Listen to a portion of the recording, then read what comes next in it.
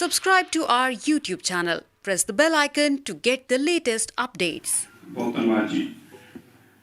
पंजाब का चुनाव जो कि अपने सारे के सामने 20 तारीख को और पंजाब के लोगों ने बहुत बड़ा फैसला लेना। चुनाव एक इलेक्शन जी एक खाली एक पर्ची नहीं या एक वोट नहीं बल्कि भविष्य साड़ी आने वाली कई जनरेशन का। सो मैं खास तौर पर बेनती करना चाहया पंजाब के लोगों को कि भारतीय जनता पार्टी बीजेपी को क्यों सपोर्ट करो, क्यों देश के प्रधानमंत्री ने और हाथ मजबूत करो। पंजाब दसन की लोड़ नहीं, पूरी दुनिया को पता है महान जोड़ियां का स्थान आ, पीरा पैगंबरां की धरती आ। इस धरती को जिन्ना सिजदा किया जाए थोड़ा है और पीर पैगंबरां के नाल नाल महाराजा रणजीत सिंह जी शेरे पंजाब उन्होंने महान जरनैलों की धरती आ जिन्होंने तो जुल्म का खात्मा किया। सानू याद रखना चाहिए है इस पवित्र धरती ने जिथे गुरु पीरां नूं अवतार धारिया उथे उन्होंने महान जरनैलों ने भी इस धरती से सजदा करके जुल्म का खात्मा करने का काम किया है। उस महान धरती से यह चुनाव होने जा रहे हैं और इस चुनाव ने न केवल पंजाब की बल्कि देश की दशा ते दिशा बदल दी। मैं इस करके विशेष तौर पर पंजाब के पंजाबियों सिख वीरां नूं बेनती करने वास्ते आया कि सानू बहुत सोच के बहुत समझ के पंजाब नूं की लोड़ है। एक पासे पंजाब चो लोग ने जिहड़े नोटंकी करते हैं, कोई कह रहा मैनू धारां कढणियां आउंदियां दुध चोणा आउंदा है, दूजा कह रहा मैनू ट्रैक्टर चलाउणा आउंदा है, तीजा कह रहा मैनू बस चलाउणी आउंदी है, चौथा कह रहा मैनू मंजे बुनने आउंदे, चौथा पंजवां कह रहा मैनू गीत गाने आउंदे, मैनू चुटकुले सुनाने आउंदे। सही मैंने माफ करियो जो मैं टीवी अगे बैठदा नहीं, टीवी तो तुहाडे ही आ, इहड़ा चैनल च बैठदे ने कई बार अपने आप को शर्म आउण लग पैंदी कि पंजाब नूं किस कदर ते किस म्यार ते जाके खड़ा कर दिता है, किन्हां हालातां च जाके खड़ा करता। मैं जो कह रहा मैं उम्मीद करदा कि पंजाबी जरूर इहनूं विचारनगे। पंजाब नूं कित्थे जाके खड़ा करता, एक मजाक का पात्र बना के रखता है और आज जरूरी है डबल इंजन की सरकार इत्थे बने, क्यों बने और उहदे की लाभ होणगे। पहला मैं जरूर दसना चाहूंगा कि देश के प्रधानमंत्री ने जो पंजाब पंजाबियत और सिखां वास्ते किया, देखो सानू भुलना नहीं चाहिए कि करतारपुर साहब का लांघा जदों का देश आजाद होया नृत्य दी अरदासां दा साडा हिस्सा सी, पर किसी की जरूरत नहीं पई। देश के प्रधानमंत्री साडे सिख भी रहे, डॉक्टर मनमोहन सिंह जी का असीं अध तो ज्यादा सम्मान करते, उन्होंने दस्तार नूं दुनिया के अंदर पहुंचाया, एक मान है सानू उन्हां दे उत्ते। पर वो भी करतारपुर के लांघे ते कुछ ना कर पाए, वो भी डरते सी कि मैं सिख की गल कीती ते किते गांधी परिवार नाराज ना हो जाए। आज गुरु नानक देव पातशाह जी ने इस पवित्र धरती में जाके जो कोई नतमस्तक होता है तो जरूर इस गल की दुआ दिता है कि मैं धन्यवाद करना उस सोच का देश के प्रधानमंत्री नरेंद्र मोदी का जिन्होंने लांघा खुआया। मैं ये भी दसना चाहना मैं दिल्ली में बिलोंग करना जितने 1984 के अंदर कई हजार सिखों के घर शहर पा के अग लाई गई, पर उन्होंने इंसाफ नहीं किसी ने दवाया। मैं याद करना चाहना कि 30 साल बाद पहली दिनों देश के प्रधानमंत्री ने स्पेशल इन्वेस्टिगेशन टीम बनाई, SIT बनाई और उस SIT ने सज्जन कुमार वर्गे लोग, जगदीश टट्टर वर्गे लोगों के उत्ते मुकदमे दर्ज किए, कमलनाथ उत्ते मुकदमे दर्ज किए। और लोग जो घर जाके आराम कर रहे थे, ऐसे ऐसे लोग सी जिहड़े बेचिंत होकर घर सुते सी, घरां तो पुलिस चुक के लैके आई, सजाए मौत हुई, उम्र कैद हुई। इस SIT ने सज्जन कुमार वर्गे लोगों को जिहड़े कहते सी साडे वाला हवावां भी पुछ के चलदियां ने, अज जिन्हां दी सलाखां पिछे देश के प्रधानमंत्री नरेंद्र मोदी जी के कारण। मैं तुहानूं याद करना चाहुंदा जो अफगानिस्तान के उत्ते इतनी भीड़ पई सिखां दे उत्ते, उन्होंने दुहाइयां दे के पूरी दुनिया से आवाज करके क्या सामने तो बाहर कढो बाहर कढो। वो अफगानिस्तान के नागरिक सी, वो भारत के नागरिक नहीं सी, उन्होंने भारत का कोई वखरा अधिकार नहीं सी, ना उन्होंने अधिकार सी भारत पे। लेकिन मैं वो दिन याद आ कि जो मैं गृह मंत्री जी को कहा, उन्होंने कहा एक का नुकसान नहीं होना कि सिरसा जी वीजे नहीं देंगे, उनको लेके आएंगे।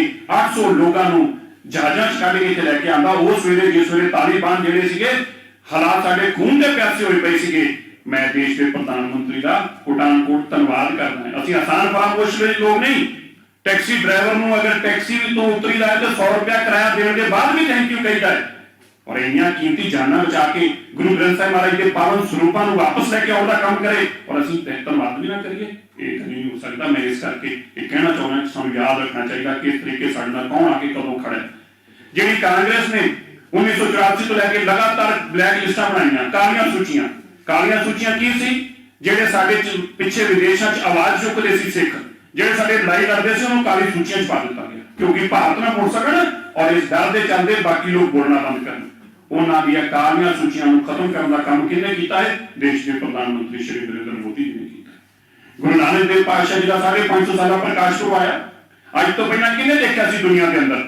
ਪੂਰੀ ਦੁਨੀਆ ਦੀਆਂ ਐਮਬੈਸੀਆਂ ਦੇ ਅੰਦਰ ਗੁਰੂ ਨਾਨਕ ਦੇਵ ਜੀ ਦਾ ਪ੍ਰਕਾਸ਼ ਪੁਰਬ ਮਨਾਇਆ ਗਿਆ। ਦੁਨੀਆ ਦੀਆਂ ਐਮਬੈਸੀਆਂ ਦੇ ਅੰਦਰ, ਮਾਫ ਕਰਨਾ, ਸਾਡੇ ਸਿੱਖ ਪ੍ਰਧਾਨ ਮੰਤਰੀ ਸੀ, ਉਹਨਾਂ ਨੂੰ ਪ੍ਰਧਾਨ ਮੰਤਰੀ ਹਾਊਸ ਵੀ ਇਸ ਗੱਲ ਦੀ ਸ਼ਰਮ ਆਉਂਦੀ ਸੀ ਕਿ ਜਿਵੇਂ ਮਨਾਇਆ ਤੇ ਸੋਨੀਆ ਨਾਰਾਜ਼ ਹੋਈ। ਉਹਨਾਂ ਨੇ ਕਦੀ ਪ੍ਰਧਾਨ ਮੰਤਰੀ ਦੇ ਹਾਊਸ ਅੰਦਰ ਵੀ ਅੱਜ ਤੱਕ ਪ੍ਰਕਾਸ਼ ਪੁਰਬ ਨਹੀਂ ਮਨਾਇਆ ਸੀ ਪੂਰੀ ਦੁਨੀਆ ਦੀ ਐਮਬੈਸੀਆਂ 'ਚ।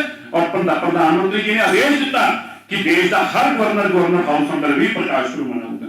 ਅੱਜ ਗੁਰੂ ਨਾਨਕ ਦੇਵ ਜੀ ਮਹਾਰਾਜ ਜੀ ਦੇ ਇਤਿਹਾਸ ਔਰ ਉਹਨਾਂ ਦੀ ਬਾਣੀ ਦੁਨੀਆ ਦੀਆਂ ਲੈਂਗੁਏਜ ਅੰਦਰ ਛਾਪੀ ਗਈ, ਯੂਨੈਸਕੋ ਨੂੰ ਡਿਊਟੀ ਲਗਾਈ ਗਈ ਔਰ ਵਰਲਡ ਦੇ ਅੰਦਰ ਫ੍ਰੈਂਚ ਤੋਂ ਲੈ ਕੇ ਸਪੈਨਿਸ਼ ਉਹਨਾਂ ਲੈਂਗੁਏਜ ਅੰਦਰ ਗੁਰੂ ਨਾਨਕ ਦੇਵ ਜੀ ਦਾ ਪ੍ਰਚਾਰ ਪ੍ਰਸਾਰ ਕਰ ਪਹੁੰਚਾਉਣ ਦਾ ਕੰਮ ਕੀਤਾ। ਕਿਹਨੇ ਕੀਤਾ? ਦੇਸ਼ ਦੇ ਪ੍ਰਧਾਨ ਮੰਤਰੀ ਸ਼੍ਰੀ ਨਰਿੰਦਰ ਮੋਦੀ ਜੀ ਨੇ। ਪੰਜਾਬ ਦੇ ਲੋਕਾਂ ਨੂੰ ਇਸ ਕਰਕੇ ਬੇਨਤੀ ਕਰਨਾ, ਉਹਨਾਂ ਦੀ ਗੱਲਾਂ ਪੜਨ ਲੱਗੋ। ਤੁਸੀਂ ਦੇਖੋ ਸ੍ਰੀ ਦਰਬਾਰ ਸਾਹਿਬ, ਮੈਂ ਇਹ ਚੀਜ਼ਾਂ ਯਾਦ ਕਰਨਾ ਚਾਹੁੰਦਾ, ਅਸੀਂ ਭੁੱਲ ਨਾ ਜਾਈਏ। ਸ੍ਰੀ ਦਰਬਾਰ ਸਾਹਿਬ ਨੂੰ ਬਾਹਰੋਂ ਕੋਈ ਦਰਸ਼ਨ ਵਾਸਤੇ ਅਗਰ ਮਾਇਆ ਭੇਜਣਾ ਚਾਹੇ ਭੇਜ ਨਹੀਂ ਸਕਦਾ ਸੀ।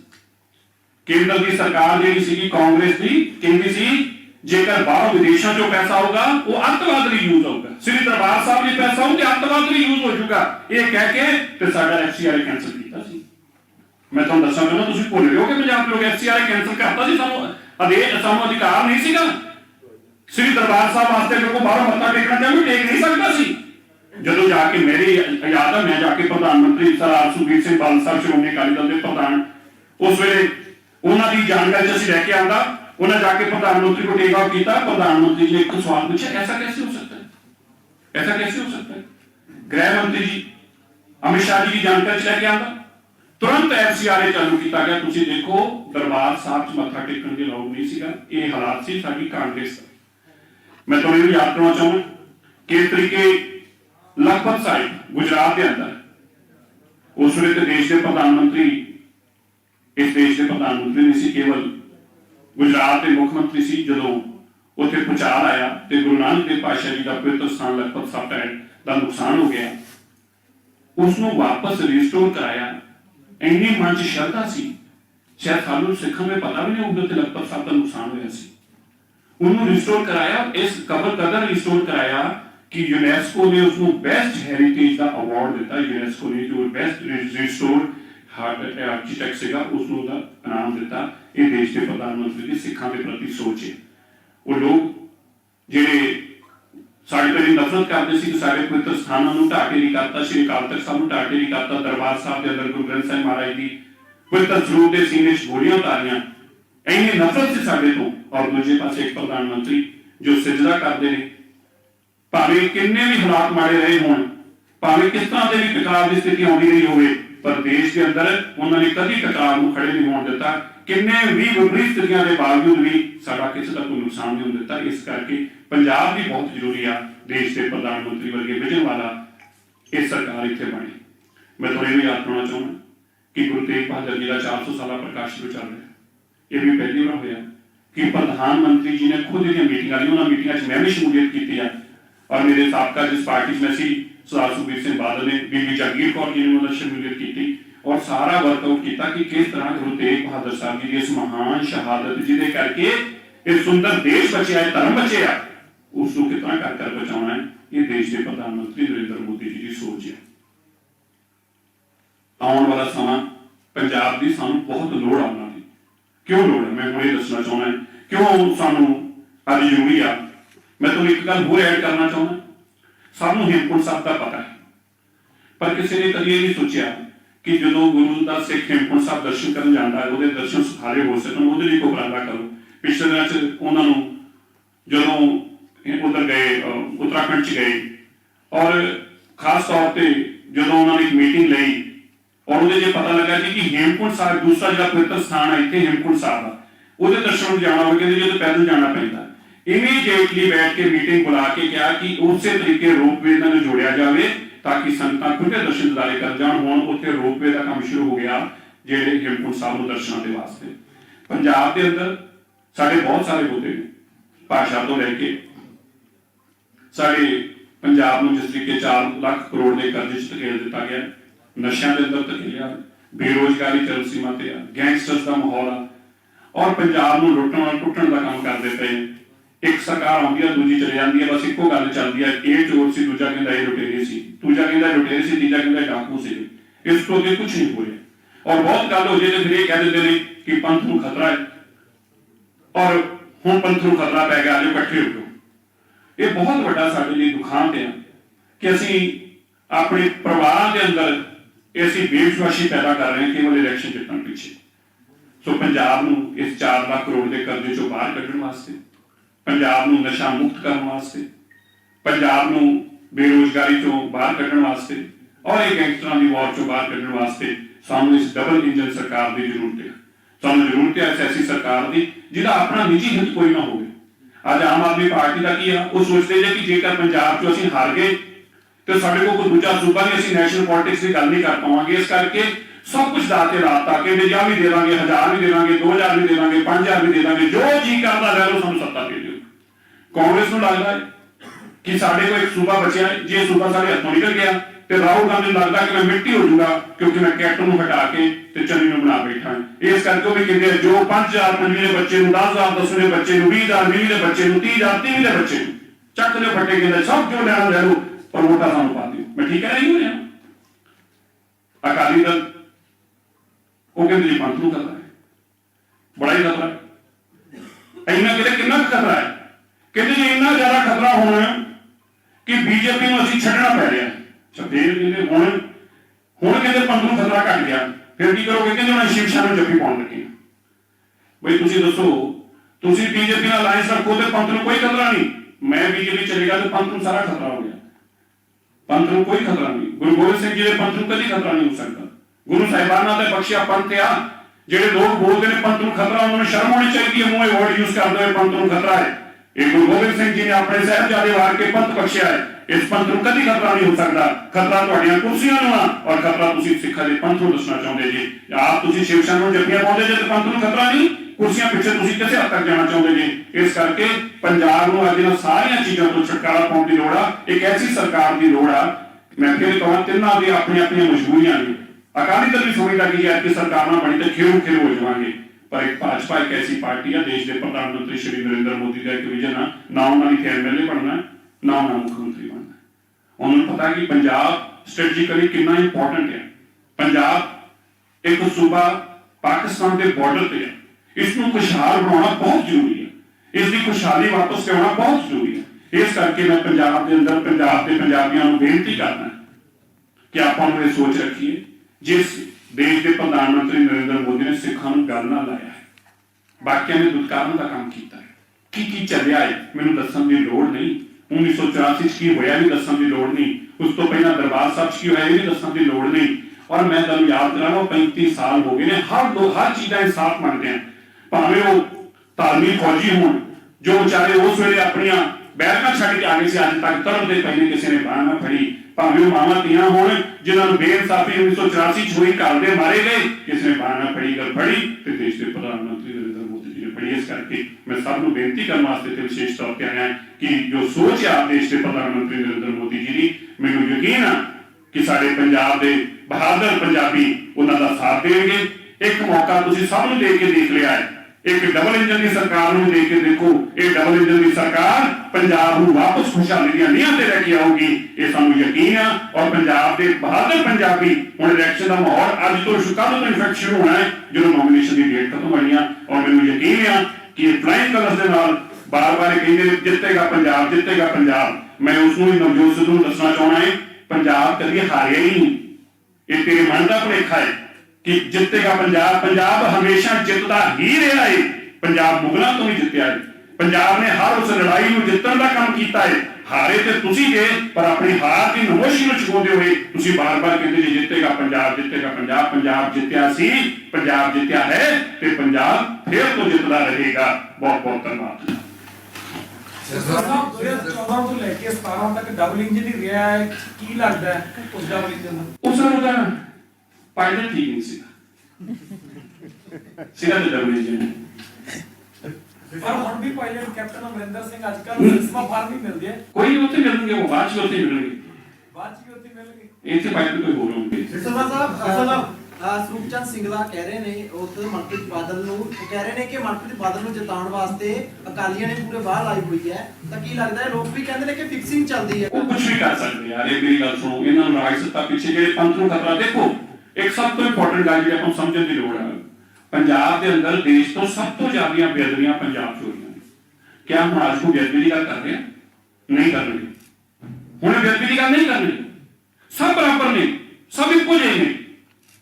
ਰੋਜ਼ ਰੌਲਾ ਪਾਉਂਦੇ ਸੀ ਬੇਅਦਬੀਆਂ ਦੇ ਉੱਤੇ, ਹੁਣ ਕਿਉਂ ਨਹੀਂ ਗੱਲ ਕਰਦੇ? ਕਾਂਗਰਸ ਨੇ ਵੀ ਉਹੀ ਕੀਤਾ। ਅਸੀਂ ਵੀ ਦਰਬਾਰ ਸਾਹਿਬ 'ਚ ਇੰਨੀ ਵੱਡੀ ਬੇਅਦਬੀ ਹੋਈ, ਅੱਜ ਤੱਕ ਕੋਈ ਦੱਸ ਸਕੇ ਕਿਹਨੇ ਕੀਤੀ ਹੈ? ਸਾਰਾ ਕੁਝ ਹਰ ਇਨਸਾਨ ਨੇ ਗੁਰੂ ਗ੍ਰੰਥ ਸਾਹਿਬ ਮਹਾਰਾਜ ਜੀ ਦੇ ਪਾਵਨ ਸਰੂਪਾਂ ਦੀ ਬੇਅਦਬੀਆਂ ਨੂੰ ਆਪਣੀ ਰਾਜਨੀਤੀ ਵਾਸਤੇ ਇਸਤੇਮਾਲ ਕੀਤਾ। ਮੈਂ ਤੁਹਾਨੂੰ ਇਹ ਵੀ ਕਹਿਣਾ ਚਾਹੁੰਦਾ, ਸਰਕਾਰ ਭਾਜਪਾ ਦੀ ਆਊਗੀ, ਇਹ ਜਿਨ੍ਹਾਂ ਨੇ ਜੋ ਕਾਰਨੇ ਕੀਤੇ ਨੇ ਨਾ, ਇਹ ਸਾਰਿਆਂ ਤੋਂ ਹਿਸਾਬ ਲਿਆ ਜਾਊਗਾ। ਇਹ ਤੇ ਸਿਰਫ ਬੋਲ ਕੇ ਚਲੇ ਗਏ ਨੇ, ਪਰ ਤੁਸੀਂ ਦੇਖੋ ਜਿੱਦਾਂ ਸਰਕਾਰ ਇੱਥੇ ਆਊਗੀ, ਬੇਅਦਬੀਆਂ ਦਾ ਹਿਸਾਬ ਇਹਨਾਂ ਤੋਂ ਲਿਆ ਜਾਊਗਾ। सीएम का चेहरा बनने के लिए आजकल कंपटीशन चला है, एक तरफ सीएम चन्नी है, दूसरी तरफ सिद्धू है, जाखड़ है, बहुत सारे कंपटीटर हो गए। सीएम का चेहरा कोई नहीं है, क्योंकि अब सीएम तो बनना ही नहीं है, जिसको मर्जी चेहरा बना ले। लेकिन एक बात पक्की है, कांग्रेस पता क्या कर रही है पिछले 2 दिन से? अब ये मंथन कर रही है कि 2 दिन बाद जब वो चन्नी को अनाउंस करेंगे, जिसको 2 सीटों पे लड़ा रहे हैं, जैसे राहुल गांधी को लड़ाया था 2 सीटों से, पर ये केरला नहीं है, ये पंजाब है, दोनों से हराएंगे, जमानत जब्त कराएंगे पंजाब के लोग, 2 से क्या 117 से लड़ा के देखने चलेंगे।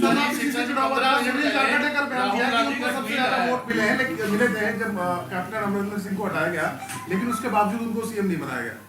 तो भाई ये तो उसको जाकर राहुल गांधी से पूछना चाहिए, भाई 2 वोटों वाले को सीएम बना दिया, 42 वोटों वाले को नहीं बनाया, तो अभी भी तुम कहते हो डेमोक्रेसी है। ये तो भाई मैं तो पहले से कहता हूँ, ये तो परिवार की एक तानाशाही सरकार है, जिसको चाहते हैं उसको बनाते हैं।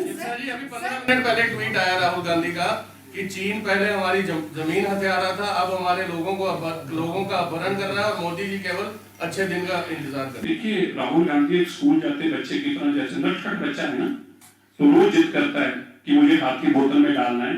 राहुल गांधी वो नटखट बच्चा है। राहुल गांधी भूल गए कि प्रधानमंत्री की जगह राहुल गांधी चीन के साथ जाकर साइन कर रहे थे। राहुल गांधी ये भी भूल गए कि उनके और उनके मम्मी का जो एनजीओ अकाउंट है उसमें चीन ने पैसे दिए हैं, भूल गए राहुल गांधी। सवाल हमसे पूछते हैं, पैसे खुद लेते हैं।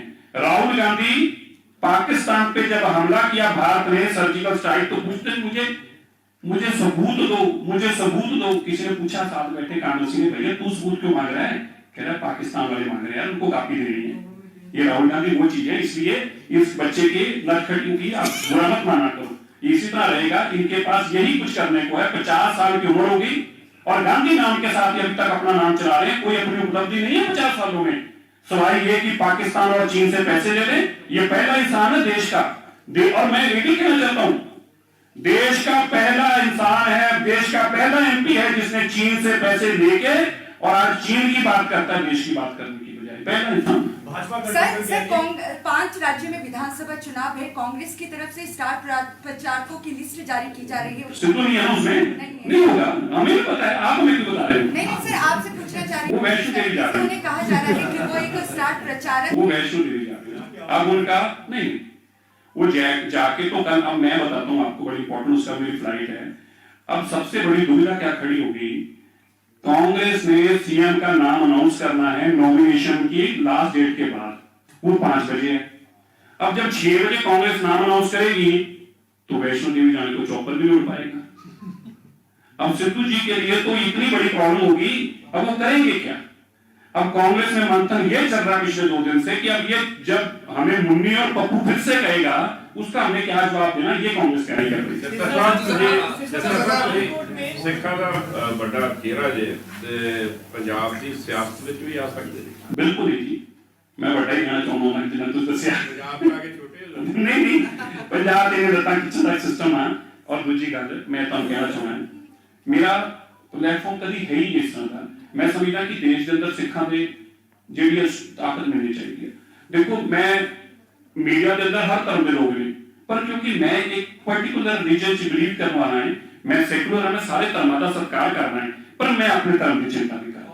ਔਰ ਮੈਂ ਸਭ ਨੂੰ ਕਹਿਣਾ ਹੈ ਕਿ ਸਭ ਨੂੰ ਆਪਣੇ ਆਪਣੇ ਧਰਮ ਦੀ ਨਾਲ ਚਿੰਤਾ ਵੀ ਕਰਨੀ ਚਾਹੀਦੀ ਹੈ। ਮੇਰੀ ਇਹ ਚਿੰਤਾ ਹੈ ਕਿ ਦੇਸ਼ ਭਰ ਦੇ ਅੰਦਰ ਸਾਡੇ ਸਿੱਖ ਜਿਹੜੇ ਨੇ ਮੇਨ ਸਟ੍ਰੀਮ ਪੋਲਿਟਿਕਸ ਅੰਦਰ ਆਉਣ, ਦੇਸ਼ ਭਰ ਤੋਂ ਸਿੱਖ ਜਿਹੜੇ ਨੇ ਉਹ ਲੋਕ ਸਭਾ 'ਚ, ਰਾਜ ਸਭਾ 'ਚ ਔਰ ਐਮਐਲਏ ਬਣਨ, ਤਾਂ ਕਿ ਅਸੀਂ ਆਪਣੀ ਆਵਾਜ਼ ਨੂੰ ਬੁਲੰਦ ਕਰ ਸਕੀਏ। ਇਹ ਪਲੇਟਫਾਰਮ ਬੀਜੇਪੀ ਸਾਨੂੰ ਪ੍ਰੋਵਾਈਡ ਕਰਨਾ ਚਾਹੁੰਦੀ ਆ, ਇਸ ਕਰਕੇ ਮੈਂ ਇਸ ਨੂੰ ਅਡਾਪਟ ਕੀਤਾ ਹੈ ਔਰ ਦੇਸ਼ ਭਰ ਦੇ ਅੰਦਰ ਸਿੱਖਾਂ ਦੀ ਆਵਾਜ਼ ਬਣ ਕੇ ਉਹ ਕੰਮ ਕਰਨ ਵਾਸਤੇ ਮੇਰੀ ਇੱਛਾ, ਇਸ ਕਰਕੇ ਮੇਰੀ ਇੱਛਾ ਕੋਈ ਇਸ ਤਰ੍ਹਾਂ ਦੀ ਐਮਐਲਏ ਐਮਪੀ ਬਣਦੀ ਨਹੀਂ। ਪਾਰਲੀਮੈਂਟ ਜਾਣੀ ਜਾਂਦੀ ਸ਼੍ਰੋਮਣੀ ਕਮੇਟੀ ਦੀਆਂ ਚੋਣਾਂ 2-3 ਟਰਮਾਂ ਤੋਂ ਕਮਿਸ਼ਨ ਵੀ ਲਾਤਾ ਹੋ ਨਹੀਂ ਰਹੀਆਂ, ਕਿਉਂਕਿ ਬੇਅਦਬੀਆਂ ਵੀ ਹੋ ਰਹੀਆਂ। ਸ੍ਰੀ ਅਕਾਲ ਤਖਤ ਸਾਹਿਬ ਤੇ ਵੀ ਮੁੱਦਾ ਉੱਠ ਰਿਹਾ ਵੀ ਉਹਨਾਂ ਦੇ ਜਥੇਦਾਰ ਦਾ ਜਿਹੜਾ ਸ਼੍ਰੋਮਣੀ ਕਮੇਟੀ ਦੇ ਭਾਜੀ ਇਹ ਹੁਣ ਪੰਜਾਬ ਸਰਕਾਰ ਨੇ ਮਾਰਕੀਟ ਨਹੀਂ ਹੈ। ਤੁਸੀਂ ਜਿਹੜੀ ਚੋਣ ਆ ਕੇਂਦਰ ਨੇ ਕਰਾਉਣੀ ਹੁੰਦੀ ਆ, ਨਹੀਂ ਕੇਂਦਰ ਕਿਉਂ ਢਿੱਲਾ? ਨਹੀਂ ਤੁਹਾਨੂੰ ਕਿਸੇ ਨੇ ਗਲਤ ਕਹਿਤਾ, ਮੈਂ ਦੱਸਾਂ ਕੀ ਹੈ। ਐਕਟ ਜਿਹੜਾ ਹੈ ਉਹ ਪਾਰਲੀਮੈਂਟ ਦਾ ਹੈ, ਐਕਟ ਪਾਰਲੀਮੈਂਟ ਤੋਂ ਬਣਿਆ ਹੈ। ਚੋਣ ਪੰਜਾਬ ਨੇ ਕਰਾਉਣੀ ਆ, ਪੰਜਾਬ ਸਰਕਾਰ ਨੇ ਕਰਾਉਣੀ ਆ। ਉਹ ਜਿਹੜਾ ਟਰਿਊਰ ਸੀਗੀ ਉਹਦੀ 5 ਸਾਲ ਦੀ ਪੂਰੀ ਟਰਿਊਰ ਹੋ ਚੁੱਕੀ ਹੈ। ਹੁਣ ਪੰਜਾਬ ਸਰਕਾਰ ਨੂੰ ਉਹਦੀ ਇਲੈਕਸ਼ਨ ਬਣਾਉਣ ਦਾ ਪ੍ਰੋਸੈਸ, ਵੋਟਾਂ ਬਣਾਉਣ ਦਾ ਸ਼ੁਰੂ ਕਰਨਾ ਚਾਹੀਦਾ ਸੀ। I don't know for what reason ਉਹਨੇ ਨਹੀਂ ਸ਼ੁਰੂ ਕੀਤਾ, ਪਰ ਆਪਣੀ ਸਰਕਾਰ ਇੱਥੇ ਆਏਗੀ, ਸਭ ਤੋਂ ਪਹਿਲੀ ਪ੍ਰਾਇੋਰਟੀ ਹੋਏਗੀ ਕਿ ਸਿੱਖਾਂ ਦੀ ਜਿਹੜੀ ਸਭ ਤੋਂ ਪਵਿੱਤਰ ਔਰ ਸਭ ਤੋਂ ਉੱਚੀ ਤੋਂ ਸੁੱਚੀ ਇਹ ਜਮਾਤ ਆ, ਇਸ ਨੂੰ ਉਹਦੀ ਜਿਹੜੀ ਰੈਲੀਵੈਂਸ ਆ ਔਰ ਉਹਦੀ ਜਿਹੜੀ ਮਾਨਤਾ ਉਸ ਨੂੰ ਬਹਾਲ ਕੀਤਾ ਜਾਵੇ ਔਰ ਇੰਡੀਪੈਂਡੈਂਟ ਲੋਕ ਜਿਹੜੇ ਨੇ ਇਹ 'ਚ ਆਪਣੀ ਕਮੇਟੀ ਬਣਾ ਸਕਣ, ਇਹਦੀ ਇਲੈਕਸ਼ਨ ਕਰਾਈ ਜਾਵੇ। ਇਲੈਕਸ਼ਨ ਦੀ ਸ਼੍ਰੋਮਣੀ ਕਮੇਟੀ ਦਾ ਮੁੱਦਾ ਰੱਖੋਗੇ? ਸ਼੍ਰੋਮਣੀ ਕਮੇਟੀ ਚੋਣਾਂ ਕਰਾਉਣ ਲਈ ਭਾਰਤੀ ਜਨਤਾ ਪਾਰਟੀ ਸਰਕਾਰ ਨਹੀਂ ਬਣਾਉਣ, ਉਹਦੇ ਇਲੈਕਸ਼ਨ ਤੇ ਕਰਾਉਣੀ ਮੁੱਦਾ ਨਹੀਂ ਹੈਗਾ। ਇਹ ਮੁੱਦਾ ਤਾਂ ਹੁੰਦਾ ਹੈ ਜੇ ਨਾ ਕੁਝ ਕੰਮ ਹੋਣ ਵਾਲਾ ਹੋਵੇ। ਇਲੈਕਸ਼ਨ ਤੇ करानी इट्स पार्ट ऑफ प्रोसेस। सब दिल्ली रॉयल्स को लेकर कपिल मिश्रा का नाम व्हाट्सएप ग्रुप चैट में नहीं था जब इंसाइटिंग की गई है वायरस की, तो क्या रिएक्शन? आज दिल्ली में प्रोसिक्यूशन ने कहा है उनको अपना accuse used to Kapil Mishra. मैं पढ़ा नहीं, मेरे पता लगा, मैं पढ़ रहा मेरे फोन से, मैं इसको पढ़ इस पे इशू नहीं हैगा, मैं इसको बात दसूंगा। कांग्रेस वर्कर्स ने पठानकोट में बीजेपी रैली, ये बहुत एक दुखदाई सानू अफसोस होया।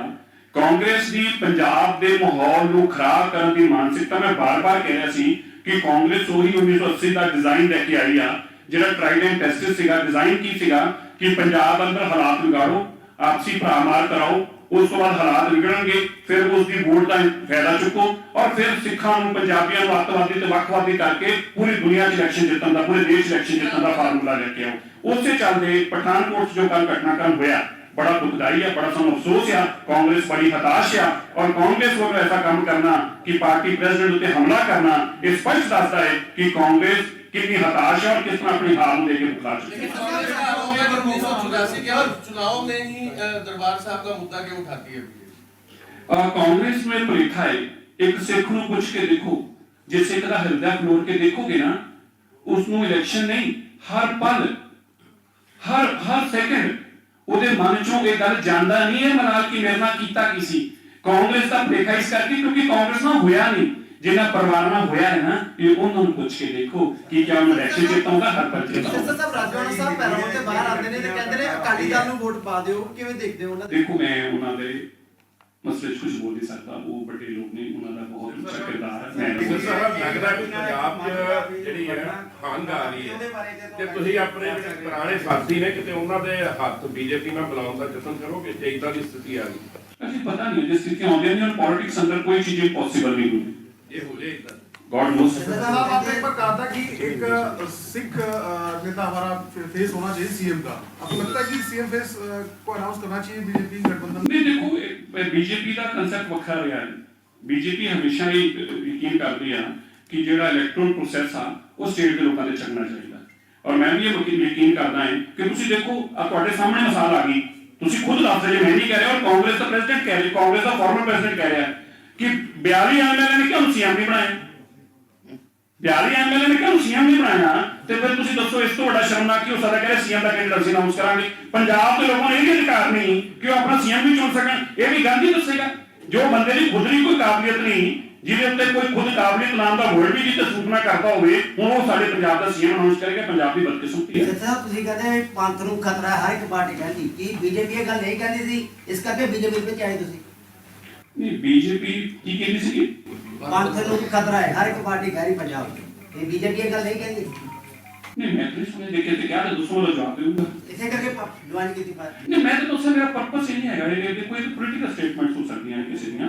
मेरा पर्पस है कि देखो सिखां ਦੀ ਜਿਹੜੀ ਹੋਂਦ ਆ ਨਾ, ਉਸ ਦੇ ਉੱਤੇ ਸਾਨੂੰ ਆਈਸੋਲੇਟ ਕੀਤਾ ਜਾ ਰਿਹਾ ਹੈ। ਮਾਫ ਕਰੋ, ਤੁਸੀਂ ਵੀ ਮੇਰੇ ਸਿੱਖ ਜੇ ਮੇਰੇ ਪਰਿਵਾਰ ਚੋਂ ਜੇ, ਸਾਨੂੰ ਆਈਸੋਲੇਟ ਕੀਤਾ ਜਾ, ਸਾਨੂੰ ਅਲੱਗ-ਥਲੱਗ ਕੀਤਾ ਜਾ ਰਿਹਾ ਵੀ ਕਾਂਗਰਸ ਨਾਲ ਸਾਡੀ ਪਹਿਲਾਂ ਤੋਂ 36 ਦਾ ਆંકੜਾ, ਉਦੋਂ ਬਾਅਦ ਸਾਨੂੰ ਕੋਈ ਛੱਡੇ ਹੀ ਨਾ, ਕਿਸੇ ਨਾਲ ਅਸੀਂ ਰਹੀਏ ਨਾ ਤੇ ਸਾਨੂੰ ਆਈਸੋਲੇਟ ਨਾ ਹੋਈਏ, ਸਾਡਾ ਅਸੀਂ ਮੇਨ ਸਟ੍ਰੀਮ ਚ ਰਹੀਏ, ਸਾਡੇ ਕੋਲ ਟਾਈਮ ਹੋਵੇ ਆਪਣੇ ਬੱਚਿਆਂ ਨੂੰ ਪਲੇਟਫਾਰਮ ਸਾਨੂੰ ਮਿਲਣ ਵਾਲਾ, ਅਸੀਂ ਆਪਣੇ ਬੱਚਿਆਂ ਨੂੰ ਅੱਗੇ ਲੈ ਕੇ ਜਾਈਏ, ਸਾਡੀ ਚਿੰਤਾ ਹੋਣੀ ਚਾਹੀਦੀ ਹੈ। ਔਰ ਮੈਂ ਵੀ ਪੜ੍ਹਿਆ ਲਿਖਿਆ ਹੋਣ ਦੇ ਨਾਤੇ ਮੇਰੀ ਵੀ ਚਿੰਤਾ ਹੈ ਕਿ ਮੇਰੇ ਸਿੱਖ ਪਰਿਵਾਰ ਅੱਗੇ ਵਧਣ। ਜਿਹੜੀ ਦਿੱਲੀ ਦੇ ਵਿੱਚ ਘਟਨਾ ਹੋਈ ਉਹਦੇ ਬਾਰੇ ਕੀ ਕਹੋਗੇ ਤੁਸੀਂ? ਸਿੱਖ ਲੜਕੀ ਦੇ ਨਾਲ ਜੋ ਘਟਨਾ ਹੋਈ, ਦੇਖੋ ਉਹਨਾਂ ਦੇ ਇੱਕ ਕੁਨਬੇ ਦੇ ਅੰਦਰ, ਪਹਿਲਾਂ ਤੁਹਾਨੂੰ ਸਭ ਨੂੰ ਵੀ ਜਾਣਕਾਰੀ ਦੇਣਾ, ਮੇਰੇ ਕੋਲ ਕਲੈਰਿਟੀ ਨਹੀਂ ਹੈਗੀ ਇਹਦੇ ਅੰਦਰ ਵੀ, ਬਹੁਤ ਸਾਰੇ ਲੋਕਾਂ ਨੂੰ ਕੋਈ ਕਹਿ ਰਿਹਾ ਕਿਸੇ, ਪਹਿਲੀ ਗੱਲ ਹੈ ਕਿ ਇੱਕ ਬੇਲਕੋਟ ਕੁਨਬੇ ਚੋਂ, ਬੇਲਕੋਟ ਇੱਕ ਕਮਿਊਨਿਟੀ ਚੋਂ ਹੀ ਲੋਕ ਨੇ, ਆਪਸੀ ਇਹਨਾਂ ਦਾ ਫੈਮਿਲੀ ਦਾ ਡਿਸਪਿਊਟ ਸੀਗਾ। 18 ਸਾਲ ਦਾ ਇੱਕ ਬੱਚਾ ਜਿਹੜਾ ਸੀਗਾ ਉਹਦਾ ਉਸ ਬੇਟੀ ਵਾਲੀ ਜਿਹੜੀ ਕਿ ਮੈਰਿਜ ਸੀ 21 ਸਾਲ ਦੀ, ਉਹਦੇ ਵਾਲੇ ਇਨਕਲਾਈਨ ਸੀਗਾ ਵਨ ਸਾਈਡਡ, ਔਰ ਉਸ ਬੇਟੇ ਦੇ ਬਾਅਦ ਸੁਸਾਈਡ ਕਰ ਲਈ। ਉਹ ਤੋਂ ਲੈ ਕੇ ਉਹਦੇ ਪਰਿਵਾਰ ਨੇ ਦੂਜੇ ਪਰਿਵਾਰ ਦੇ ਉੱਤੇ ਸਭ ਕੁਝ ਹਮਲਾ ਕੀਤਾ। ਜੋ ਆਪਾਂ ਘਟਨਾ ਦੇਖੀ ਆ ਉਹਦੇ ਚ 14 ਲੋਕ ਹੁਣ ਤੱਕ ਅਰੈਸਟ ਹੋ ਚੁੱਕੇ ਨੇ। ਜਿੰਨੇ ਵੀ ਲੋਕ ਸੀਗੇ ਸਾਹਮਣੇ, ਉਹਦੇ ਇਲਾਵਾ ਵੀ ਜਿਹੜੇ ਉਹਨਾਂ ਦੇ ਪਿਤਾ ਜੀ ਨੇ ਨਾਮ ਦਿੱਤੇ ਨੇ ਜਾਂ ਉਹਨਾਂ ਦੇ ਮਾਤਾ ਜੀ ਨੇ, ਉਹਨਾਂ ਤੇ ਵੀ ਕਾਰਵਾਈ